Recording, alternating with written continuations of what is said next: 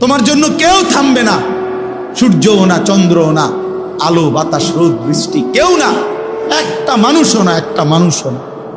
এ দুনিয়া বড় স্বার্থপর, বড় স্বার্থপর। এজন্য বাপ আপনাদেরকেও বলি, যুবক তোমাদেরকেও বলি, তুমি নষ্ট হয়ে গেলে শেষ পর্যন্ত মনে রাখো তোমার জন্য কেউ থামবে না। আপনাদেরকে বলি বাবা, স্ত্রী সন্তানের জন্য যদি আপনি হারাম উপার্জন করে জীবনটা শেষ করছেন, কোনোদিন পাবেনও নাই।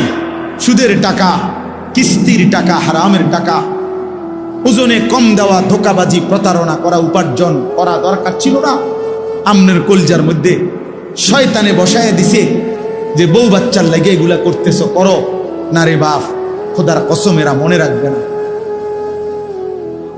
এরা মনে রাখবে না, এরা কোনোদিন বলবে না, এরা মনে রাখবে। দুপুরবেলা জানাজা হইছে, আসরের পরে জানাজা হইছে, কানছে 2 ঘন্টা 4 ঘন্টা, জি পুত নাতি নাতনি স্ত্রী সন্তান।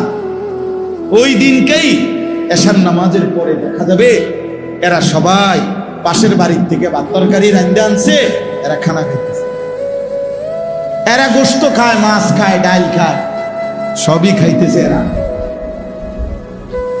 এরা না কাঁদছে অনেক, ওই কাঁদছে আর কি।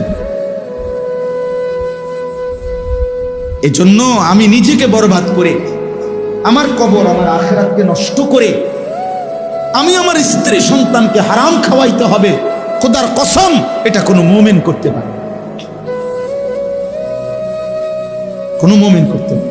আমার ছেলে কোনোদিন 1 ওয়াক্ত ফজরের নামাজ পড়বে না, আর এমন জানোয়ারের জন্য আমি কামাই করুম, কমপক্ষে আমি আনিস এমন বেকুব না।